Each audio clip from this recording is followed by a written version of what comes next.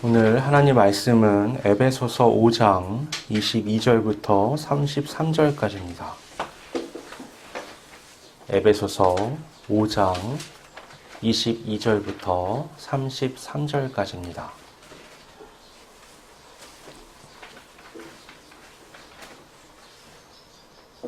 봉독하겠습니다. 아내들이여 자기 남편에게 복종하기를 주께 하듯 하라. 이는 남편이 아내의 머리됨이 그리스도께서 교회의 머리됨과 같음이니 그가 바로 몸의 구주시니라.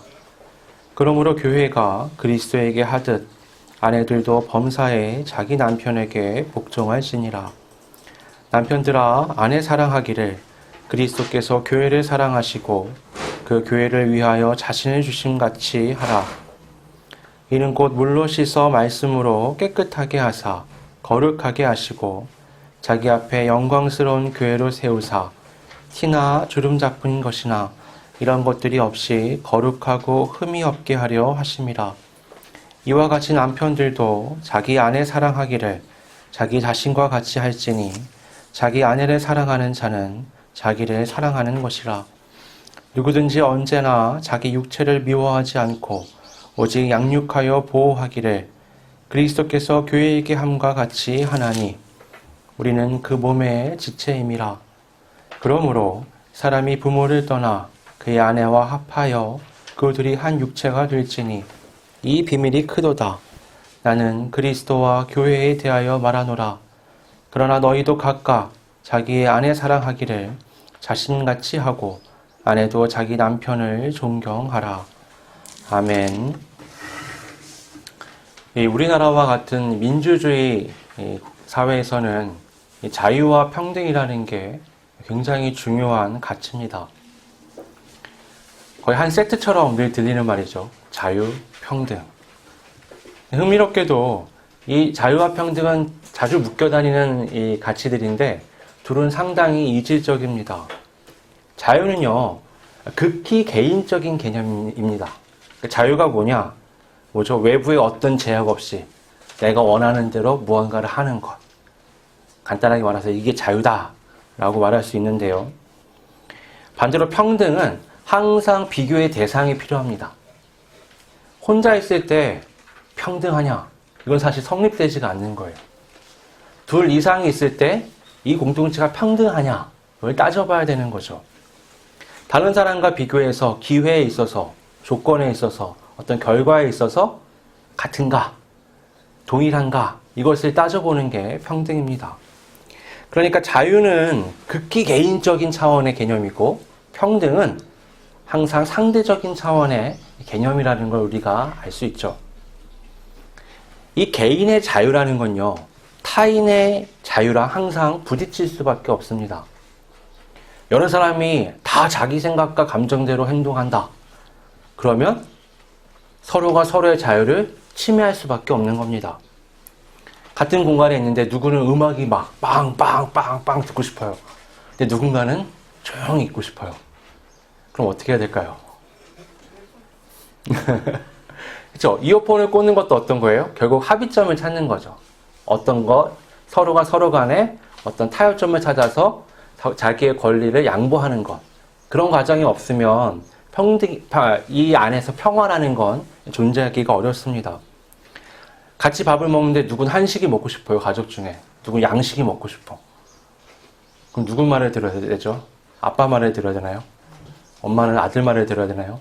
또 곤란한 상황이 펼쳐질 수 있죠. 누군가는 여행을 가고 싶고 누군가는 집에서 쉬고 싶다. 그럼 이것도 뭔가 타협을 봐야 되는 겁니다. 만약에 이런 상황에서 서로 양보하지 않고 타협점을 찾지 않으면요, 평화는 없어집니다. 그리고 약육강식의 세계처럼 어때요? 힘센 사람, 목소리 큰 사람이 자기 중자한 대로 강압적으로 뭔가를 펼칠 수밖에 없는 거죠. 이렇게 의도적으로 서로 조절하면서 자기의 자유를 어느 선까지 제한하는 것이 어떤 면에서는 평등에 있어서는 첫 걸음이 된다라고 말할 수 있습니다. 나의 욕구와 바람이 소중한 만큼 타인의 욕구와 바람도 소중한 거죠. 나와 상대가 같은 권리를 가진다면 서로가 자신의 자유를 제한해야지만 어떠한 동일한 같은 평등한 사회를 유지할 수가 있는 겁니다. 그러면 반대로 완벽하게 그러면 전부 다 평등해졌다. 똑같다. 그러면 행복할까요? 개인이 수입도 같고 사는 집도 같고 차도 같고 옷도 같고 모든 것이 같다. 그러면은 어떤 차이가 안 생기니까 불평할 일이 없을 것 같죠. 행복할 것 같지만 사실은 그렇지가 않습니다. 우리는 다 개성이 있죠. 누군가는 지적 능력이 뛰어나고 누군가는 예술적인 능력이 뛰어나고 누군가는 육체적 능력이 뛰어납니다. 누구는 글로 표현하는 걸 좋아하고 누구는 말로 표현하는 걸 좋아하고 누구는 예술로 표현하는 걸 좋아하죠. 이런 차이들이 있음에도 불구하고 그런 모든 개성을 무시하고 다 똑같이 살아야 된다. 그건 불행한 삶으로 이어질 수밖에 없습니다. 개성의 표출이라는 건 창조적으로 우리에게 있는 본능과 같은 것이기 때문에 그런 거죠. 사람의 개성을 죽이는 건요, 어떤 면에서는 죽음과 같은 고통을 가져옵니다. 이처럼 자유와 평등이라는 건 참 묘한 관계에 있다라고 말할 수 있습니다. 완벽한 자유도 완벽한 평등도 이 사회 안에서는 사람을 행복하게 하는 게 아니라 오히려 불행하게 만들죠. 그래서요, 중간 어딘가 적절한 균형이 되는 부분에서 타협을 해야만 합니다. 문제는 이 자유와 평등 같은 개념들이요, 눈에 보이지 않는다는 거예요. 눈에 보이면 딱 잘라서 여기 이렇게 얘기할 텐데 이거는 눈에 보이지 않으니까 어디까지가 따져봤을 때 적절한 것인가 고민을 해볼 수밖에 없는 거죠. 요즘 코로나19 때문에 세계가 난리잖아요. 대한민국은 그래도 방역에 있어서 선진국이라는 평을 지금 듣고 있습니다. 좀 롤 모델이 되고 있는 거죠. 근데 그러면 한국에 대해서 이 방역 문제에 있어서 좋은 얘기만 나가고 있느냐? 아니, 나라마다 언론마다 다 제각각이에요. 그리고 온도 차이가 굉장히 크더라고요. 예를 들면 어떤 나라나 어떤 언론은 한국을 굉장히 칭찬하면서 그걸 그대로 베끼거나 아니면 연일 한국이 뭘 하고 있는지 긍정적으로 보도를 합니다. 반면에 어떤 나라는 똑같은 것인데도 굉장히 부정적으로 보도를 하기도 해요. 우리가 지금 이 동선 추적이라는 것 때문에 개인정보를 많이 활용하잖아요.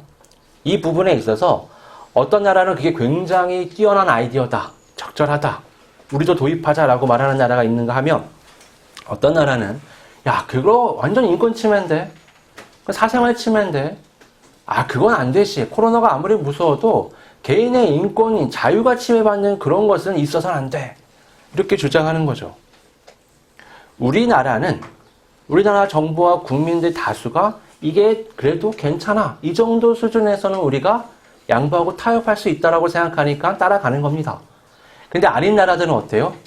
정부가 오케이 해도 국민들이 반감을 갖거나 국민들이 괜찮아도 정부가 받아들이지 않는 경우도 생기는 거죠. 우리가 괜찮다고 해서 다른 사람도 괜찮은 게 아닙니다. 그냥 이 사회에 있는 다수가 이 정도가 괜찮다고 하니까 우리가 괜찮은 거죠. 그래서 여러분 이건 이성적으로 따져서 어디가 중간이야라고 말하기가 굉장히 애매합니다. 오히려 감정을 따르는 거죠.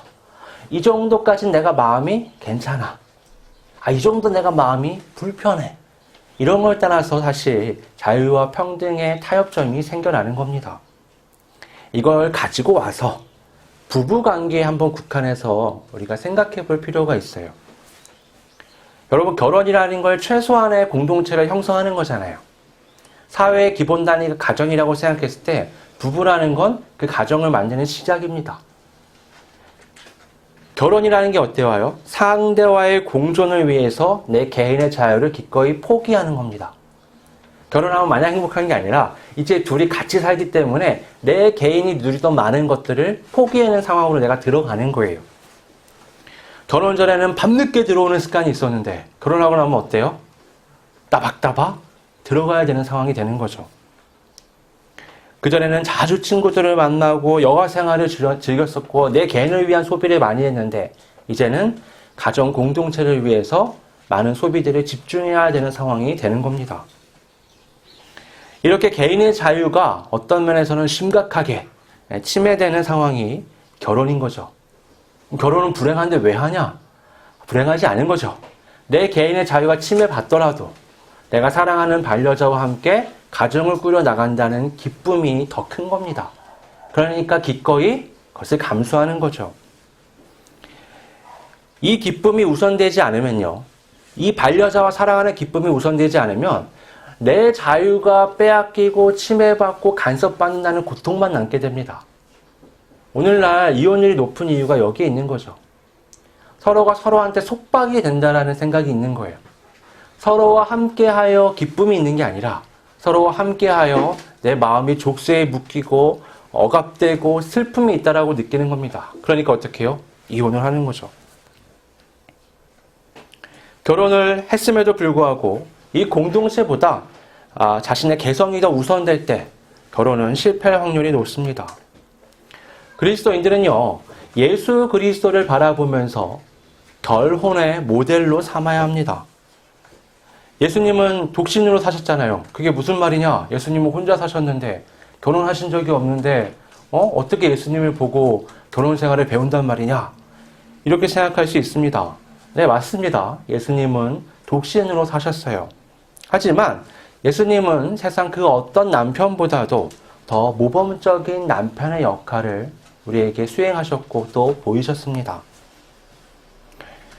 성경은요, 예수님을 신랑으로 자주 묘사하죠. 그 이유는 예수님의 행동, 예수님의 역할이 남편과 굉장히 유사한 부분이 많기 때문이고 실제적으로 남편과 같은 역할을 하셨기 때문입니다. 예수님을 신랑의 역할로 묘사했다면 신부도 있다라고 우리가 말할 수 있겠죠. 아내도 있는 겁니다. 구약에서는 예루살렘으로 상징되는 이스라엘 사람들이 신부로 또 아내로 묘사되었고 신약으로 넘어오면서는 우리의 교회, 그리스도인 공동체가 신부로서 묘사됩니다. 오늘 본문에서는 남편의 모델로서 예수님, 그리고 아내의 모델로서 교회, 이 두 가지가 언급되고 있습니다. 22절을 보면 아내들에게 뭐라고 말하죠? 남편에게 복종하라. 오늘날 평등을 외치는 사회에서 이 말씀은 굉장히 불편합니다. 여성분들 그러시죠? 야, 복종까지 해야 돼? 네. 이런 생각이 들잖아요. 이건요, 수직적인 관계에서 남편에게 종처럼 복종하라 이런 얘기가 아닙니다. 이 말씀이 있었던 당시, 이때는요, 거의 남자에게 여자가 종속되어 있는 개념이었어요. 그러니까 둘이 한 사람과 한 사람으로서 나란히 서는 개념이 아니었습니다. 그래서 그 당시에는요, 이 지배자와 피지배자의 어떤 관계였기 때문에 아내들에게 복종을 말하는 것은 굉장히 자연스러웠습니다. 그런데 반대로 남편들에게 아내에게 그리스도가 교회에게 한 것처럼 사랑하라 라는 말은요, 굉장히 파격적인 것이었어요. 그건 사실 생각하기가 어려운 부분이었습니다.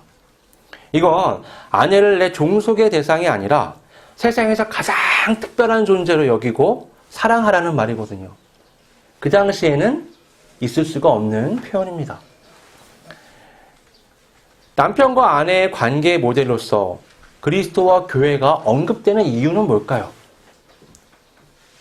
그것은 오늘날 세상이 하나님이 창조하셨던 남편과 아내의 모습을 잃어버렸기 때문입니다. 죄가 세상에 들어오면서부터 이 하나님이 창조하신 가정이라는 것은 파괴됩니다. 선악과 사건 이전에는요, 아담과 하와는 이상적인 부부였습니다. 그걸 뭘 통해 알 수 있냐? 아담의 고백을 통해서 알 수 있어요. 아담이 뭐라고 말하죠? 자기한테 온 하와를 보면서 내 뼈 중에 뼈요. 내 살 중에 살이라. 그게 뭐 대단한 거예요? 라고 말할 수 있지만 여러분 이건요, 내가 가지고 소유하고 있는 것 중에 최고란 얘기가 아닙니다. 내 뼈 중에 뼈요, 살 중에 살이란 말은 뭐예요? 이 하와를 남으로 분리하지 않는 거예요. 그냥 나예요. 이 하와 자체가 나예요. 나를 이루고 있는 것들 중에서 가장 귀한 것, 가장 좋은 것이 당신이다라고 말하는 겁니다. 어마어마한 이제 표현인 거죠. 이랬던 아담이 죄를 범한 다음에는 싹 바뀝니다. 어떻게 바뀌죠? 하나님이 내가 너한테 명한 먹지 말라고 명한 그 나무의 씨가를 먹었냐? 했더니 뭐라고 해요? 이 여자가, 하나님이 만드신 여자가 나한테 줘서 내가 먹었습니다. 자기 죄를 전가시키죠. 여기서부터 뭐예요? 나하고 아내를 분리해버리는 거예요. 분리하는 거를 넘어서서 어떻게 해요? 최악의 죄를 뒤집어 씌우는 거죠. 그래서 하나님의 심판인 죽음을 떠넘기는 겁니다. 동일한 인물들이잖아요. 선악과 사건 이전엔 어떻죠? 최고의 부부예요. 선악과 사건 이후에는 최악의 부부의 모습을 보여주는 겁니다. 우리는 모두 이 최악의 부부상이 나온 다음에 태어나서 가정을 꾸리는 사람들이에요. 그러니까 우리 안에 뭐가 있냐? 아내와 남편은 하나야. 우리 한 공동체고 한 몸이라는 생각보다 어떻게 해요? 나는 나고 너는 너야라는 생각이 더 강하게 자리하고 있는 거죠. 그러니까 이렇게 남편과 아내가 각각 독립되어 있는 형태의 사고관을 갖고 있으면 문제는 끊이지가 않는 겁니다. 예수님은 죄로 변질된 이 세상을 회복시키기 위해 오셨습니다. 어저께 저희 친척들이 모이는 날이었는데 이상한 일이 있었어요. 이건 여담인데 저희 할아버지 할머니 이제 그 분고를 옮겨가지고 이제 아버지 교회는 뭐 묘지를 이렇게 단체로 샀더라고요. 거기다가 이제 모시는 거였는데 거기 이제 다 같이 모여가지고 할머니 원래 무덤이 50몇 년 전에 유실됐대요.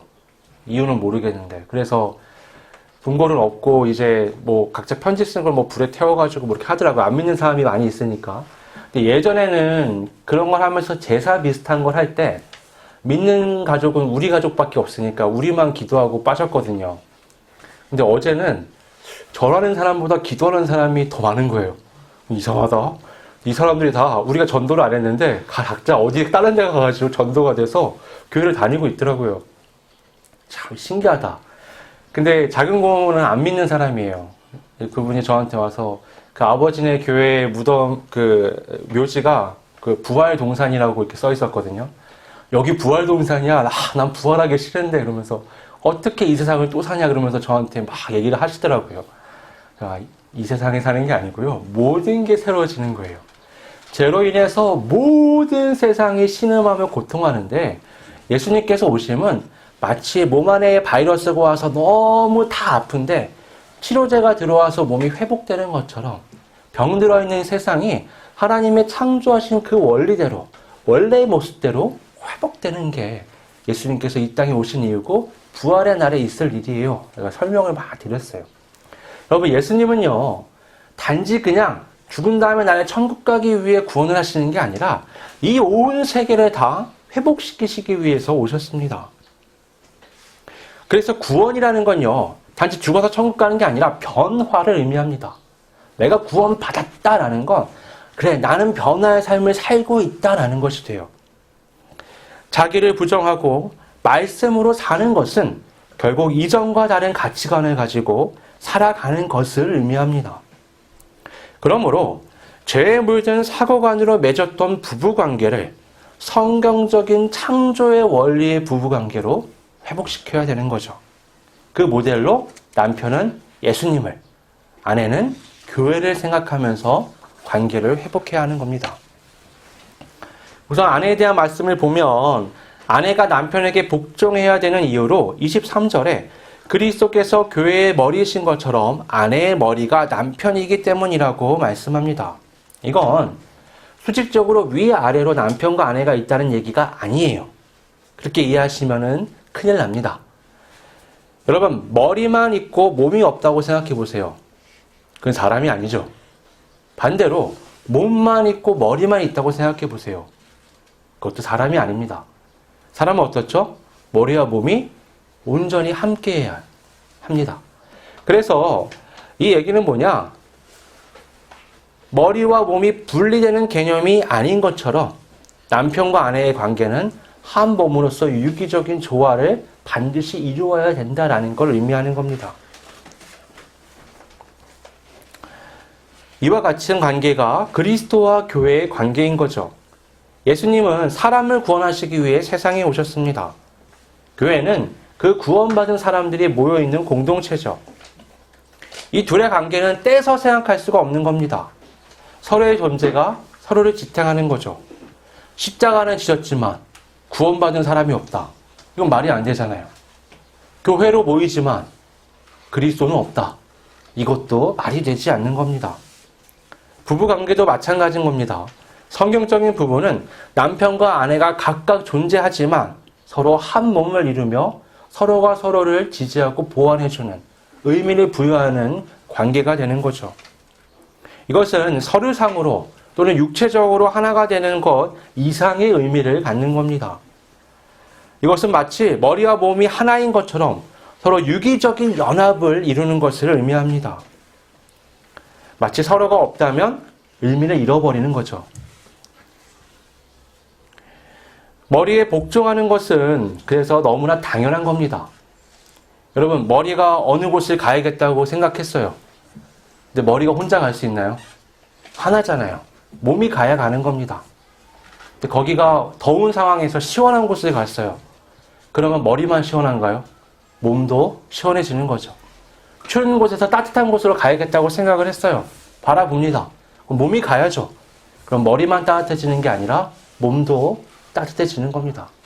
이건 분리해서 생각할 수 있는 게 아니에요. 머리가 무언가를 먹겠다고 생각했다. 그러면 몸이 그것을 입 안으로 넣어줘야 합니다.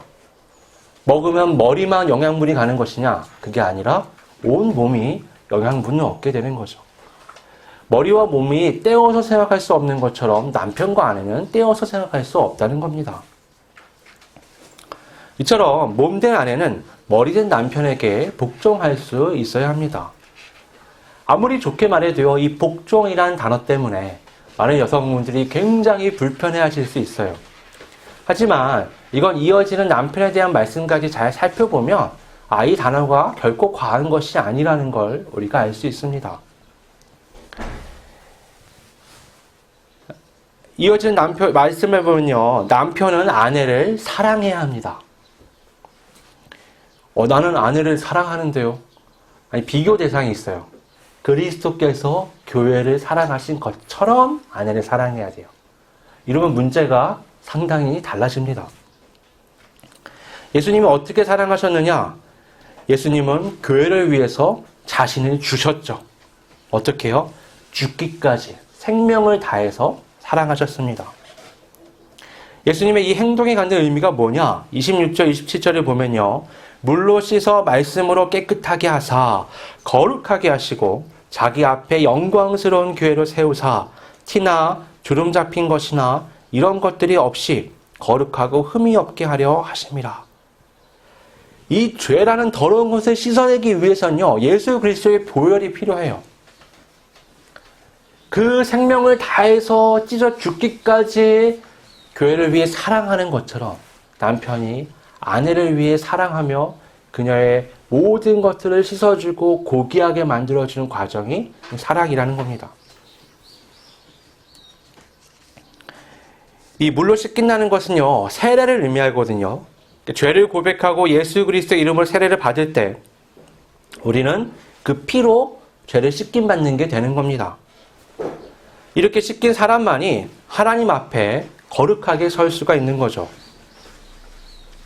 예수님의 죽으심은 결국 우리를 죄에서 깨끗하게 씻기시고 거룩하게 하시기 위해서였습니다. 그것을 남편들도 아내에게 동일하게 해야 된다는 걸 의미합니다. 이게 뭐예요? 수직적인 관계에서 밑에 놓고 내가 마음대로 부려먹는 게 아닙니다. 오히려 어때요? 자기가 머리라고 생각된다면 아내의 연약한 부분을 채워줘야 되는 거죠. 아내의 힘듦, 아내의 고통, 아내의 연약함. 이 당시 사회가 어때요? 여성들은 경제력이 없고 사회적으로 발언권이 없는 시대입니다. 그 아내의 모든 아쉬운 부분을 남편이 다 채워주고 그 아내를 고귀하게 만들어주는 것, 그게 남편의 역할이라는 겁니다. 28절은 말씀합니다. 이와 같이 남편들도 자기 아내 사랑하기를 자기 자신과 같이 할지니 자기 아내를 사랑하는 자는 자기를 사랑하는 것이라. 이와 같이 곧 예수님께서 하신 것처럼 남편은 아내를 사랑하라는 겁니다. 예수께서 교회를 위해 대신 고통스럽고 더러운 십자가를 지신 것처럼 남편들도 아내를 동일하게 사랑해야 한다는 거죠. 이 사랑은 뭐예요? 내가 막 다 주고 끝나는 거냐? 아니, 그것이 바로 너 자신을 사랑하는 것이다 라고 성경이 말씀합니다. 이게 꼭 그 아담의 고백을 떠올리는 거 아니에요? 내 뼈 중에 뼈요, 내 살 중에 살이라. 여러분, 외모, 자기 몸 중에 어디가 제일 이쁘세요? 말씀을 안 하시지만 각자 갖고 계신 게 있을 거 아니에요. 어릴 때부터 우리가 부모님이 야, 너는 어디가 이쁘다, 너는 어디가 이쁘다. 그럼 어때요? 내 몸 중에서는 여기가 제일 이쁘다 이런 생각을 하고 있죠. 남편이 아내를 보는 게 어때야 돼요?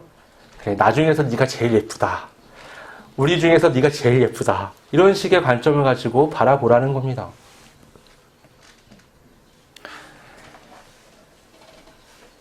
하나님의 구원은요, 무너진 하나님의 창조 질서를 회복하는 거라고 했잖아요. 그 중에는요, 남편과 아내, 이 부부 관계도 포함되어 있는 겁니다. 죄는요, 하나됨을 늘 파괴합니다. 하나님과 사람의 하나됨, 사람과 사람의 하나됨, 사람과 만물의 하나됨을 파괴합니다. 죄의 근본은 뭐예요? 욕심이잖아요. 자기의 욕망을 채우는 겁니다. 그것은 왜곡된 자기애죠. 그것이 자리 잡고 있는 상황에서 부부 관계는 파괴될 수밖에 없습니다. 미움이 생길 수밖에 없어요. 예수 그리스도와 교회의 관계처럼 서로가 서로를 바로 자기 자신이라고 인정하며 서로를 위해 자기 생명을 다해서 사랑하는 것, 그것만이 하나님이 창조하신 세계의 부부관을 회복할 수 있는 길입니다. 그러면 세상에도요, 아내는 사랑하라, 남편은 사랑하라고 말합니다. 근데 왜 이혼하고 가정이 파괴돼요? 나를 위해 아내는 사랑하는 거거든요. 나를 위해 남편을 사랑하는 겁니다. 그러니까 어떻게 해요? 하면 할수록 미움의 조건들이 많아지면서 관계는 파괴되어 버리는 거죠. 여러분, 이것은 놀라운 비밀입니다.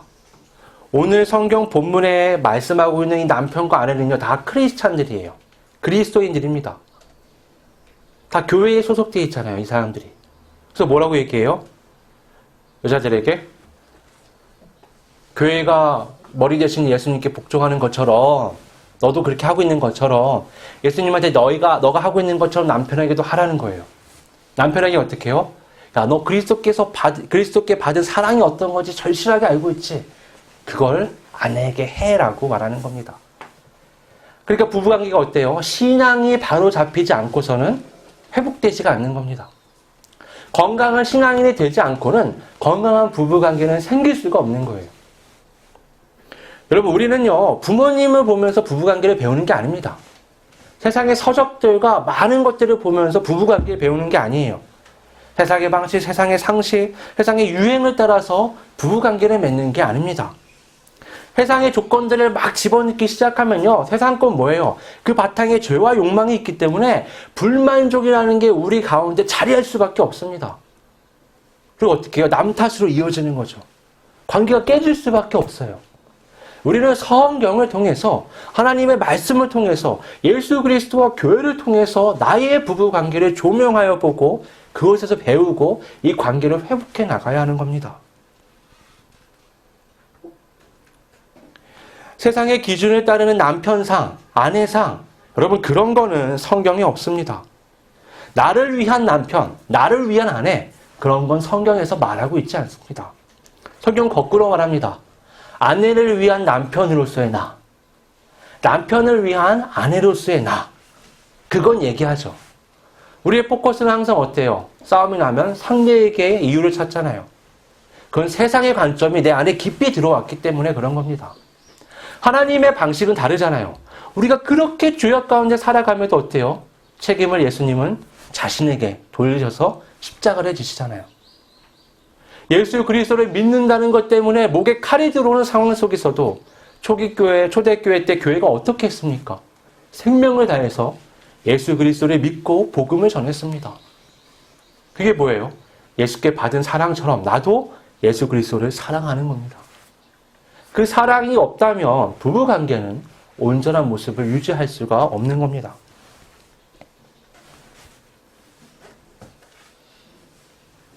주님께서 나를 사랑하셔서 자신을 죽기까지 어떻게 내어주신가를 떠올리고 묵상하면서 남편의 역할을 배우는 겁니다.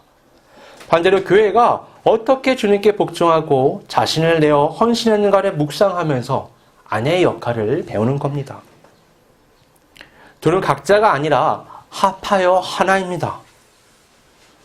이런 관점을 가질 때 비로소 하나님께서 계획하셨던 가정을 만들 수 있고 우리 역시 그 가족 공동체, 부부 공동체 안에서 행복과 만족을 경험할 수가 있는 겁니다. 그리스도를 닮은 사랑으로 아내를 위해 헌신할 때, 교회를 닮은 사랑으로 남편을 위할 때 비로소 결혼을 통한 기쁨과 평화를 경험할 수 있습니다. 우리 매일 조금씩 더욱 그리스도와 교회를 닮은 부부관계를 회복해 나감으로 하나님의 창조 질서를 회복할 뿐만 아니라 아름답고 행복한 가정을 생활을 할 수 있는 우리 모두가 될 수 있기를 주님의 이름으로 축원합니다. 이 시간 함께 기도하겠습니다. 아버지 하나님, 죄는 우리의 모든 관계를 파괴하였습니다. 거꾸로 예수 그리스도의 그 십자가의 사랑은 모든 관계를 회복하였습니다. 따라서 우리는 신앙 안에 있을 때, 바른 신앙인으로 살아갈 때, 내가 성화의 과정을 온전히 걸어갈 때 나에게 무너졌던 모든 인간관계도 회복될 수 있음을 오늘 확인하였습니다. 아버지 하나님, 우리가 살아가는 이 세상, 이 사회 속에서 가장 기본 단위인 가정, 그 안에서도 부부의 관계를 떠올려 보며 내가 정말 그리스도를 닮은 사랑으로 아내를 사랑했는가? 내가 정말 교회를 닮은 마음으로 남편을 사랑했는가? 자기 자신을 되돌아보며 그 사랑으로 더욱 사랑하고 더욱 한 몸을 이루므로 하나님께서 회복시키시고자 하는 그 놀라운 구원의 세계를 내가 자리하고 있는 이곳에서부터 이루어가는 참 그리스도인의 삶을 살아갈 수 있도록 인도하여 주시옵소서. 거룩하신 예수님의 이름으로 기도드립니다. 네.